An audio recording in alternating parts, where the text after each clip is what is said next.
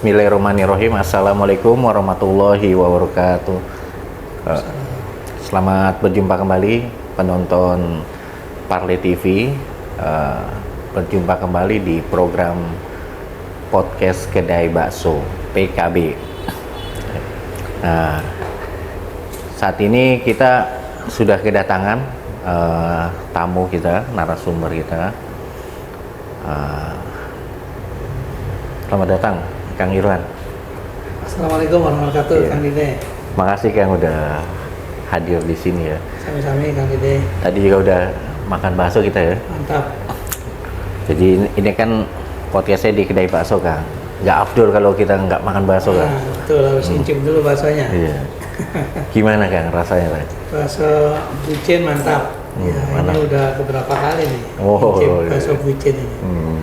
Ada iganya juga. Oh tadi pas yang bakso iga ya? Bakso iga. Iya. Iya Kang. Gini Kang.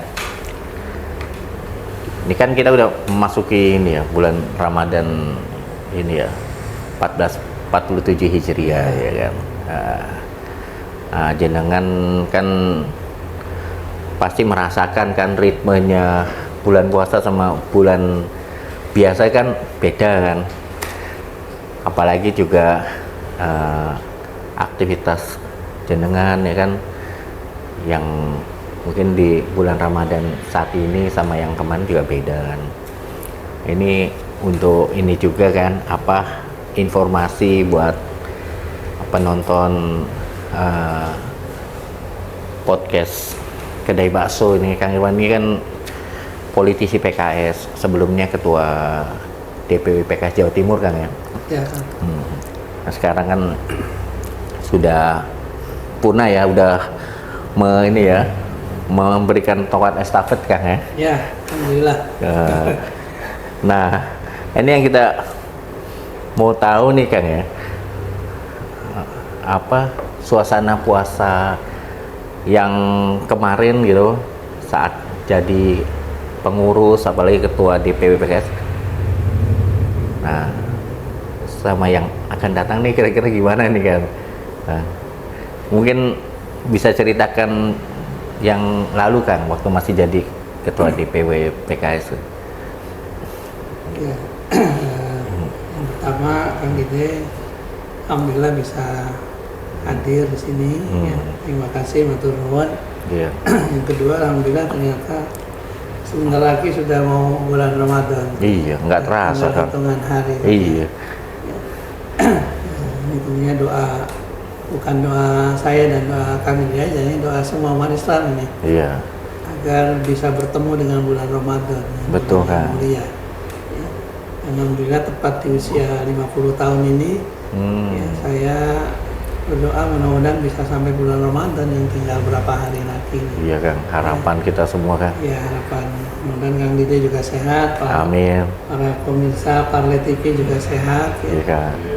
Karena ada yang tahun lalu berdoa bisa bertemu bulan Ramadan tahun ini, ternyata sebelum Ramadan nggak dipanggil sama Allah. Semoga kita dipertemukan Kang.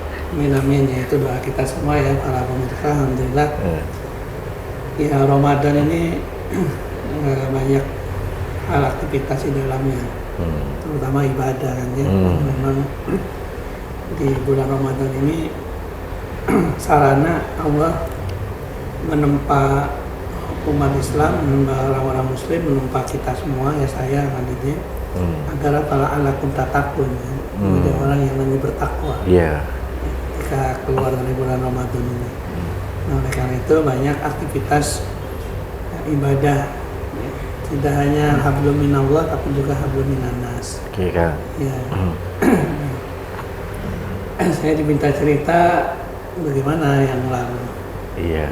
Ya, alhamdulillah tahun lalu Kang Dide, saya persis sebelum purna tugas di DPW, saya diberi kesempatan oleh Allah SWT untuk sama istri umrah Ramadan, itikaf di Tanah Suci dan kemudian berlebaran di Tanah Suci.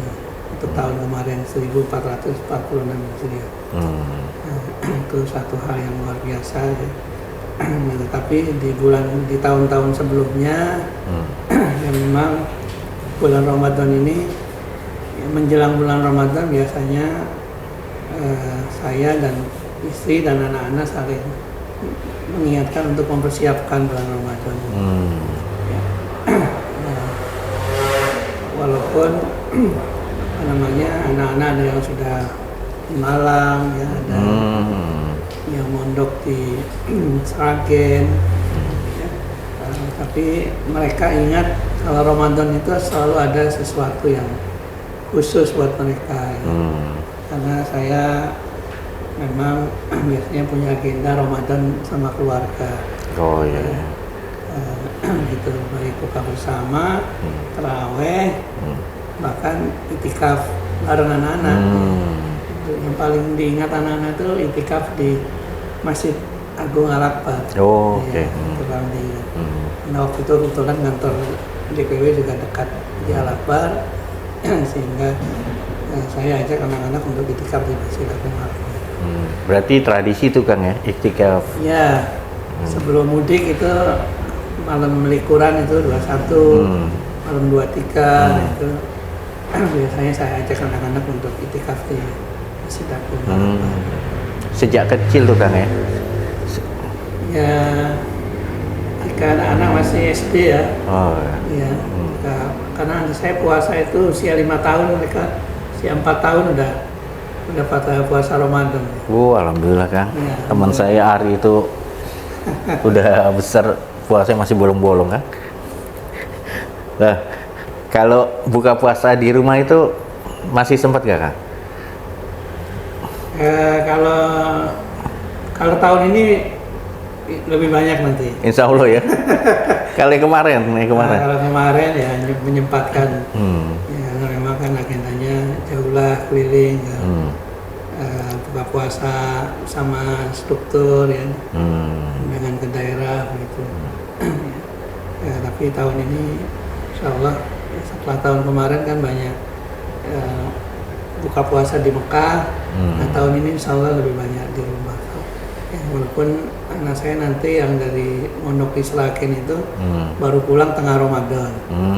Terus yang di Malang ya kan, itu juga mungkin seminggu sekali pulangnya sampai nanti liburan Idul Fitri. Nah, paling di rumah ada anak yang kedua ya, yang kuliah di ITS. Okay. Nah, tapi insya Allah akan lebih banyak ya sahur dan buka puasa di rumah gitu, sama keluarga. Berarti kalau lihat itu ya aktivitas yang lalu ya bisa jadi ini Kang ya, bukanya di luar, sahurnya juga di luar juga ya. Ya kalau ya otomatis begitu, seminggu itu sahur ya bisa 3 hari di luar. Kalau buka puasa lebih banyak lagi. Kalau puasa itu kan ini Kang ya, ada sahur, ada buka puasa. Nah, kalau sahur itu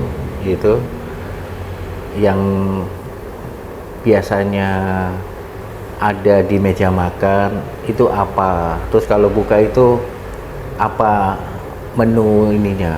Menu wajibnya tuh ada gak? Ya. Juga. Kalau sahur relatif di rumah itu nggak terlalu disiapkan banyak ya. Karena prinsipnya yang penting barokahnya sahur dapat. Ya, paling menu rutinnya telur gitu. Ya kadang-kadang anak-anak ada yang Indomie goreng ya. Gak masalah ya. Tempe, tahu ya kan. Nah, kalau buka puasa ya ada kurma itu yang wajib kan. Kurma wajib ya. Sama gorengan. Malah gorengan ya. Sama es lah. Tiga itu yang. Kadang kalau pas jamaah di masjid itu ya biasanya anak-anak pulang bawa takjil dari masjid. Ya. Oh iya. Iya. tradisi ngabuburit itu masih sempat dijalanin nggak Kang? Iya, kalau ngabuburit mungkin nanti yang sekarang ini anu ya, akan mulai dijalani. Kalau kemarin paling-paling ngajak apa namanya seminggu sekali gitu, kalau pas saya di rumah ya kemana gitu ya, untuk bareng-bareng ngambil buka puasa bersama di luar ya, jadi ngabuburit sekaligus agenda buka puasa bersama di luar sama keluarga ya. Berarti ini kemungkinan ini ya Kang ya, di Ramadan ini lebih banyak sama keluarga ya? Ya, karena kan banyak berkurang aktivitas di struktur ya. Terus sekarang ini apa Kang aktivitasnya Kang? Aktivitas saya selain tetap melanjutkan apa namanya di dalam bisnis ya di HNI, lalu juga urusi jamaah ke Tanah Suci Okay. juga tetap melakukan kajian kebijakan publik ya, melalui lembaga yang coba saya kembangkan. Jadi tetap berpartisipasi dalam proses pemikiran dan juga pandangan-pandangan terkait dengan persoalan-persoalan di bidang kebijakan publik. Berarti masih aktivitas politik juga masih jalan Ya, Kang? politik itu bagian yang tidak bisa dipisahkan dalam kehidupan. Oh iya. Karena dari muda Kang ya, udah berpolitik ya? Ya secara pribadi begitu, tapi secara normatif kan sebetulnya politik itu ya siapapun tidak bisa melepaskan diri dari proses politik. Semua aspek kehidupan ya Kang ya? Ya, Pasti ada ini ya? bahkan ketika Sentuhan. seorang mengambil sikap apolitis sebetulnya dia sudah mengambil sikap politik ya. Oh iya betul. Iya iya. Nah Ramadan ini ya momentum untuk mengevaluasi diri sejauh mana proses-proses dalam hablum minanas itu ya, perlu diharmonisasi ya, kesempatan untuk berbuat semakin banyak berbuat kebajikan di bulan Ramadan ini. Oh iya. Nah itu Kang, tadi kan jenengan udah sempat ini kan nyinggung. Nah kalau dari menurut jenengan pribadi itu bulan Ramadan tuh apa sih definisinya gitu loh? Kalau secara umum kan ini bulan ibadah gitu. Iya, ya kawah candra di muka buat orang Islam. Kita sebagai Muslim ini memang satu fasilitas dari Allah untuk manusia ini punya jeda waktu yang cukup panjang 1 bulan ya. Tidak hanya tadi hablum minallah tapi juga hablum minanas ya. Hablum minallah sudah jelas kan, tadinya nggak ada sholat raweh jadi sholat raweh. Yeah. Apalagi kalau di kalangan Nahdien kan 3 rakaat ya. Secara umum ada juga yang 11 rakaat. Nah, itu kan tambahan hubungan hablum minallah yang luar biasa. Ya, mungkin selama ini ada yang sholat tahajud tapi kan pribadi. Tapi ketika sholat raweh bersama-sama berjamaah itu spiritnya luar biasa. Ya. Bahkan kalau di Masjid Al-Akbar kan ada sholat hajat, ya, sholat tasbih malam hari jam 1 malam bangun itu, ya, terus sampai sahur itu. Ada aktivitas tambahan sunnah. Lagi tilawah, tadarus, ada tadarus kan, tadarus Quran, secara bersama-sama juga tilawah, sehingga yang tadinya mungkin bacaannya tidak pernah 1 juz 1 hari bisa 1 juz 1 hari. Ya. Biasanya tidak sholat tahajud, ini bisa sholat tahajud bahkan sholat raweh bersama-sama. Nah ini satu kesempatan ya, kawah candra di muka. Nah ini juga saya tanamkan kepada anak-anak. Iya Kang, berarti sebenarnya puasa itu sebuah kenikmatan Kang ya? Iya. Terus gini Kang, jenengan kan cerita tuh tahun lalu itu kan umroh di bulan Ramadan kan? Iya, itikaf. Itu sampai Lebaran di sana Kak? Iya, saya berangkat tengah Ramadan, ya, sampai Lebaran di Masjidil Haram. Itu bedanya apa Kang? Puasa di tanah air sama puasa di tanah suci Terus lebaran di tanah air sama di tanah suci. Ya. Ah, Tentunya kesempatan untuk hablum minallahnya lebih ini jauh ya, lebih banyak, lebih banyak ya. apalagi ramainya juga seperti orang berhaji kan kalau di bulan Ramadan.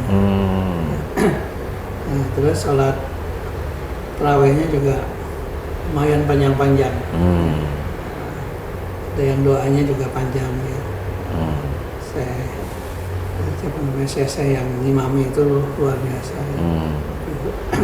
Ya, artinya ada kenikmatan batin tersendiri di sana ya. Satu kesempatan yang luar biasa. Nah, kalau apa namanya takjil ya sama kayak Indonesia, di sana juga dibagikan takjil gratis. Oh, okay. Ya. Cuma bedanya kalau di Indonesia gorengan, kalau di sana kurma sama gorengan, kalau di sana kurma, yogurt, roti ya. Ya, ada yang kurang ya gorengannya. Gorengannya yang nggak ada. Ya. Nah, tapi takjilnya ya sama, ada juga gratis disediakan oleh apa namanya masjid ya, Masjidil Haram. Ya tumpah ruah lebih banyak orang itu yang sholat. Kalau di Surabaya kan yang paling banyak di Masjidil Akbar saya sholatnya. Okay. Yang paling banyak jamaah. Ya. Kalau di masjid kampung kan tidak banyak ya. Ini penuh tapi kan kapasitasnya memang sedikit. Yeah. Kalau di Masjidil Haram luar biasa. Luar biasa. Kalau terlambat datang bisa nggak ikut sholat tarawih itu. Iya, nggak kebagian tempat. Bagian tempat. Kalau di Surabaya itu apa tarawihnya tuh lebih banyak di mana, Kang? Ya, di masjid rumah apa di Al Akbar gitu? Ya, kalau yang lalu kan memang saya karena keliling ya, keliling. Kalau di rumah saja kemudian sholat tarawihnya di rumah. Cuma kalau di Masjid Al Akbar itu kalau pas 10 hari terakhir biasanya saya ke sana sambil itikaf ya. Nah ini kan kalau saya pribadi tuh tradisinya kalau ini Kang, kalau bulan puasa minimal 1 kali khatam ya. Oh, nah luar biasa ini. Kalau Fajar dengan bisa berapa kali nih? Saya 2 kali. 2 kali, oh, Iya. alhamdulillah. 2 kali. Minimal 2 kali. Ya, kalau pas di Mekah kemarin ya alhamdulillah bisa 4 kali ya. Bisa 4 kali, wah. Alhamdulillah Kang, berkah ya. Terus ini Kang, kalau apa kan Ramadan itu kan penutupnya ini ya Idul Fitri. Idul Fitri, ya. awal bulan Syawal. Jenengan sendiri di keluarga itu ada tradisi mudik ya Kang? Nah terus kalau mudiknya kemana gitu? Ya, jadi memang kan tadi selain hablum minallah, hablum minannas. Luar biasa lah Ramadan. Sebelum ke Syawal misalkan menjelang Ramadan ini, warga ini kan sudah pada bagaimana nyiapkan takjil ini kan orang pada nyumbang, ya kan, nyumbang takjil. Warga-warga lewat kelompok-kelompok RT RW ya kan, nyumbang masjid. Belum juga lewat zakat sedekah, ya, itu luar biasa. Nah, apalagi kemudian ada tradisi mudik ya kan di Indonesia ini, sama tradisi halal bihalal. Nah, itu melengkapi hablum minannas ya kan.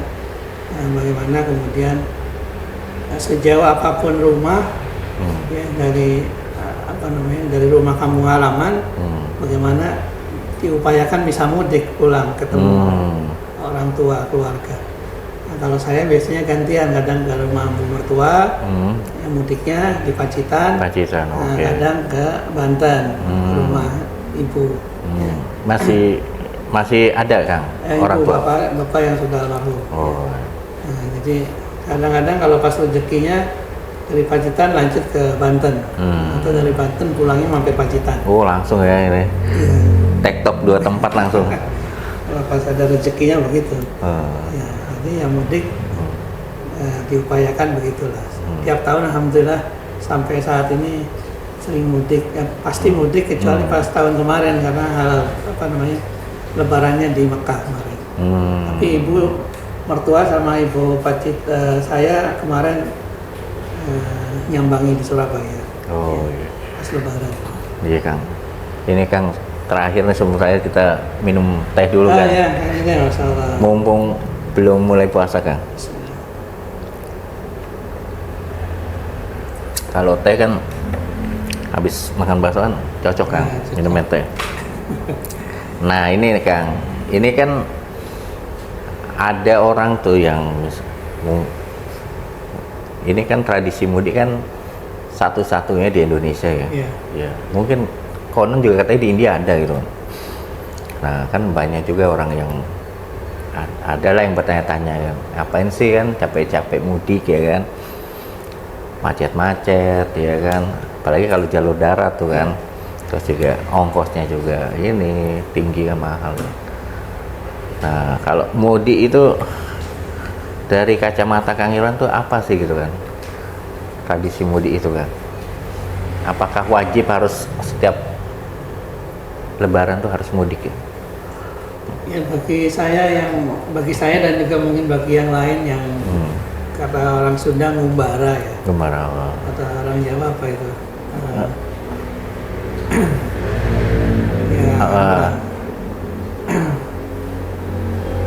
Mengembara ya. Mengembara. Pergi dari kampung halaman ya. Ya kan, kemudian apalagi saya nikah dengan orang Pacitan ya kan. Oh iya. Ya. Bagi saya ya mudik itu satu kewajiban ya. Jadi itu karena kesempatan untuk mengingat masa lalu, mengevaluasi sudah sejauh mana perjalanan hidup ini, ketemu orang tua, mengingatkan bagaimana bakti orang tua. Ya, kalau kemudian orang tua sudah tidak ada seperti ayah saya, ya ziarah ke makamnya, ya, kemudian mendoakan orang tua agar kemudian bisa dilapangkan kuburnya. Ya, kalau tidak ada uzur rasanya ya, mudik, kalau tidak mudik tidak afdol. Nggak afdol ya, kayak nggak lengkap kan. Dan Indonesia kan luar biasa ya. Akhirnya kemudian pemerintah juga punya program mudik gratis kayak Provinsi Jawa Timur ini kan. Oh iya, betul. Tahun belakangan ini ya. Lama sudah. Sejak saya di Dewan juga sudah ada. Sudah ada ya. 2009 program mudik gratis. Lembaga-lembaga juga ada, termasuk HNI itu juga ada program mudik sudah 3 tahun ini. Ya. Membantu Kang ya, lembaga-lembaga yang mengadakan mudik gratis. Ini kesempatan bagi yang mudik untuk ketemu keluarga. Nah, ada orang yang punya kelebihan harta memberikan support bagi yang mudik ini. Luar biasa, asanah lokal budaya di Indonesia ini, Jawa Timur. Dan itu juga memutar cara perekonomian Kang ya. Luar biasa. Kan oleh-oleh ya kan. Ya tapi memang kalau ada uzur atau tidak pas mungkin ya secara ekonomi ya, saya pikir juga yang di kampung halaman sebetulnya memahami ya, kalau yang tidak bisa mudik ya. Tapi dulu ketika kereta masih belum seperti sekarang ini kan ada orang mudik sampai naik kereta dari jendela kereta ya. Kalau sekarang kan kereta sudah lebih tertib ya. Perjuangannya dulu luar biasa kan. Luar biasa ya kalau mau mudik itu desek-desekan. Ya, saya waktu zaman kuliah juga kalau pas mau mudik Ramadan itu dulu ya naik kereta itu ya luar biasa. Kalau sekarang lebih mudah dan lebih nyaman ya kan. Iya, bis sudah enak kan ada jalan tol. Ya kan, kereta lebih enak karena sudah lebih nyaman. Iya Kang. Kalau bicara mudik itu nggak ada habisnya kan. Konon katanya perputaran manusia dari kota ke desa yang menjalani tradisi mudik itu sampai 60 juta orang ya. Nah, kalau dulu itu kan haji itu kan yang menyelenggarakan gini, Menteri Agama. Sekarang ada Menteri Haji kan, Menteri Haji dan Umroh. Mungkin bisa jadi nanti kan ada Menteri urusan mudik kan. Ya bisa jadi nanti Kang Irwan ya, bisa jadi menterinya kan. Ya saya kira cukup Kang bincang-bincang kita kali ini. Kita udah bicara soal Ramadan, tradisi Ramadan panjenengan aktivitas Ramadan sampai ke tradisi mudik ya. Demikian penonton Parley TV, bincang-bincang kita di podcast Kedai Bakso bersama Kang Irwan Setiawan, Kang Haji Irwan Setiawan. Sudah cukup, lebih kurangnya kita mohon maaf. Wallahu muwaffiq ila aqwamit thoriq. Assalamualaikum warahmatullahi wabarakatuh.